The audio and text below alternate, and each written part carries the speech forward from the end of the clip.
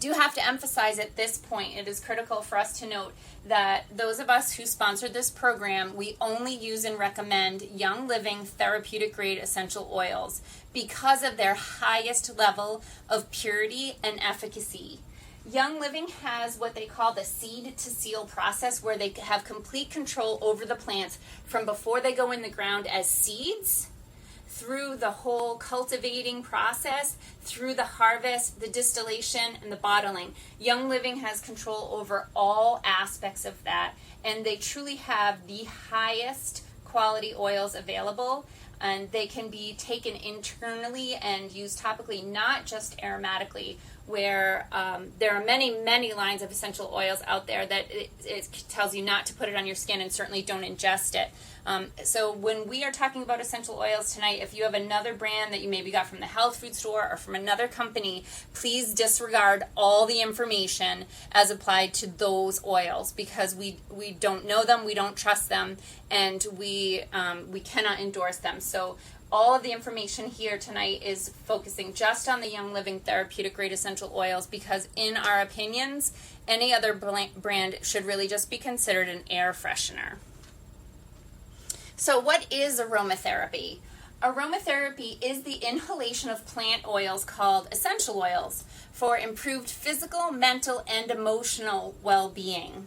And so when you smell a flower and you're like, oh, smell that, it smells so nice, you're actually having an emotional response to that.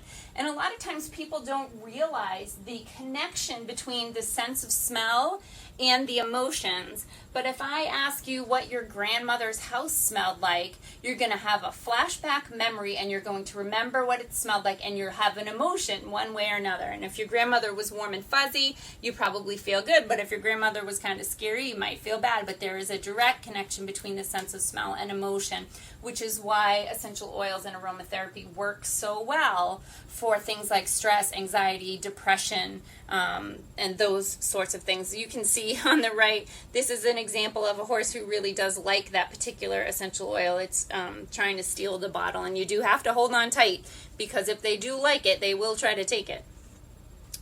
So the purpose of aromatherapy, so smell is the only one of the 5 senses that is directly linked to the limbic lobe of the brain, which is the emotional control center. And that's really demonstrated in the scenario that I just went over. So when you smell something, there's no blood-brain barrier to worry about. If you have to take a pill and it has to be broken down by your body and absorbed into your bloodstream and then get to the target organ or tissue, there's a long period of time, and it's going to go through your liver's going to start breaking it down, and for sure your brain most of the time is going to keep it out, because you have this blood-brain barrier that protects your brain from foreign chemicals. So using essential oils through aromatherapy is one way to get to your brain if you're looking for some emotional relief. Students for years have been using lemon oil in particular while they study, because there is scientific research that shows if you study while you're smelling a particular scent, and really probably any scent will work, but the research was done with lemon oil. So if you smell lemon oil while you're studying, and then you smell the lemon oil while you're testing, your recall is actually significantly enhanced because of the sense of smell being connected to the sense of memory, as well as the emotional center. That's just a little tidbit for you. Essential oils are also used for cleansing the environment. I know I have a client who, her daughter would come home from college and would get very coughy and sneezy and runny and itchy, and she started to think that maybe her daughter was allergic to their house. And it turns out her daughter's bedroom was in the basement, and most people's basement, no matter how clean it is, does have some mold or mold spores in there that you can't see. And also there was some concern that maybe she was allergic to the dog. So I said, well, for the mold spores, you want to diffuse Thieves essential oil blend into the air. And for the dog dander, you want to diffuse purification. And those two things will really help to cleanse the environment and clean the air. And she did that, and her daughter came home from college and had no allergic symptoms whatsoever. They're also used for masking odors. In my clinic, I have used some electrical equipment that requires me to use metal polish, which I hate because it's so toxic, but what I do is I spray purification into the air before I open the metal polish, and it actually neutralizes the odors. Okay, so let's move on to the introduction of essential oils for horse and humans, and we're going to talk about some of the methods of application. So there are 3 basic methods, which include inhalation, topical or transdermal, meaning just on the skin somewhere, and as I mentioned, ingestion or taking them orally. So when you're diffusing, when you're diffusing, you have a lot of options. Of course, you can buy a diffuser, which you see the one in the lower left-hand corner of the slide, and that's kind of one of our economical diffusers. It's not my favorite one. We'll talk more about that one later. But just a very economical way to diffuse essential oils. You can take a fan and stick a little tissue in there and put a couple of drops on the tissue, and that is going to aerosolize the essential oils for you. So many people will take a cotton ball and stick it in the vent of their car when they're driving with some rambunctious children, and put a little peace and calming or lavender on that tissue, and that will help to quiet the kids. I've known people who will put peace and calming in the horse trailer so that when the horses get in there, they settle down.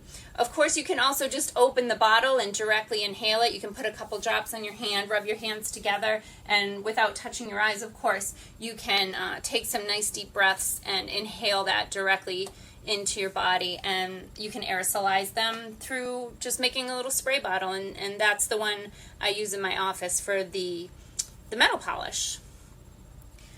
So to show you kind of what can happen when you present an animal with essential oils, and this will be similar with dogs too. Remember, their sense of smell is way more powerful than ours is, so you need to let them decide how close they want to get. Please don't just open a bottle of oil and stick it in your dog's face or your horse's face. I heard a veterinarian, Dr. Melissa Sheldon, say that that would be like when you walk in the house and you can tell your garbage has gotten a little raunchy, and you can smell that from when you walk in the door. But if you compare that to getting an oil shoved in a horse's face, that would be like shoving your head into the garbage can to smell that garbagey smell. It's just overwhelming. Their sense of smell is so powerful. So just present it to them and let them decide if they want to take a deep breath or not. So this is another picture of a horse being presented with essential oils. This is actually one of our co-hosts, Jen Springer's horse, and that's her sister. And she is presenting this horse with, in the left, I think it's peace and calming. In the right, it's stress away. And you can see in the right-hand picture that the horse started licking. And that's a common response when the horse likes the essential oil. And I see that with my horses and with my dog as well. So this is a horse that was at a barn where Jen used to ride, and this horse was pretty high strung, and so she used an essential oil here called vetiver, which is known to be an anti-anxiety oil. So she presents him with the oil, and in the first slide, going clockwise, in the first slide he's just kind of checking it out, and then he starts to muzzle it a little bit. And then you can see he puts, in the lower left-hand corner, he puts his nose up and he does what's called the Fleming's reflex, which really does help to drive those essential oils up into his brain. You'll also commonly see a horse switch nostrils. They want to put some in one nostril and put it in the other nostril so that they get it in both sides of their brain. And what you can see in the bottom right picture is that he's done. And this horse, this is all on video, this horse actually probably took about 2 minutes before he decided he had had enough oil. But when they're done, they turn away, and then you know they're done and they've gotten what they need. So this not only works on emotional balance for horses who frantically run away, they work for humans that have had a really stressful day. So from anxiety to depression, fatigue, and stress, essential oils have long been appreciated for their uplifting, calming, and clarifying effects on emotional wellness. And certainly, I don't think I have a single client who comes in here who doesn't have some kind of emotional thing that's either caused from their particular condition that they're challenged with, or maybe it's creating it, because certainly stress can create some disorders as well. So some popular essential oils for emotional balance include Valor, which is a lovely essential oil blend. I use that in my clinic more than anything because it is known to align the energy centers. Also has a nickname of chiropractor in a bottle. Also Peace and Calming, which is really great, and I know a lot of people will put that on their feet at night to help them to sleep, and people use that one, as I mentioned earlier, for rambunctious horses and children. And then Vetiver, which is great for anti-anxiety. More on emotional balance. So I mentioned Valor and Peace and Calming, but frankincense is also very uplifting. So it has a lot of therapeutic benefits, and in fact there's great research out there in the use of frankincense to naturally treat cancer. These are scientific research studies. You can look them up online. And so frankincense, in addition to having DNA repair qualities and all sorts of healing properties as well, it is very uplifting. It's a very clean scent. It's, if you've been to church where they do the incense, it's a little bit of a, I would say, not for lack of a better term, dirty scent because it's in the smoke, but it's a very clean scent when it's the pure essential oil. Let's take a little drink here. I'm talking my voice off. Next is lemon, which is very uplifting. And then, as I mentioned, vetiver, which is very calming. And all of these have similar effects on horses and humans. The next method of application is topical application. And when you apply these oils to your skin, they are absorbed through the skin within 2 to 20 minutes, depending on the location and the person. So in order to do this, you want to carefully tip the bottle and place 2 to 3 drops in the palm of your hand, and then just rub it directly on the desired application area. That's probably the most common question that we get is, well, where do I put it? Where do I put it? So you put it where it's bothering you. If you have a thyroid issue, you can take something like Endoflex and rub that on your thyroid. Excuse me, one second. If you have a sore knee, you can take Panaway and rub that on your knee. If you're having trouble breathing, take a deep breath of something that like eucalyptus that will open your sinuses. So wherever the problem is, that's where you can put the oil. Of course, don't put it in your eyes or directly in your eardrums. But I always tell people, if you don't know where to put it on the bottoms of your feet. You have large pores on the bottom of your feet, so it's really easy for the oils to get in through there and get into your bloodstream. But also, if you're at all familiar with a technique called reflexology, that the bottom of your feet are actually a map of your body that reflect all of the different areas. So the big toe represents your head, and all of the different parts of the foot represent different parts of your body. So when you treat your feet, you treat your body. And you can see with the horses, you can put it actually on the bulb of their heel by the frog, and it's just as effective there as well. So a hot oil is something like clove oil that when you put that on your skin, you might get a warming sensation.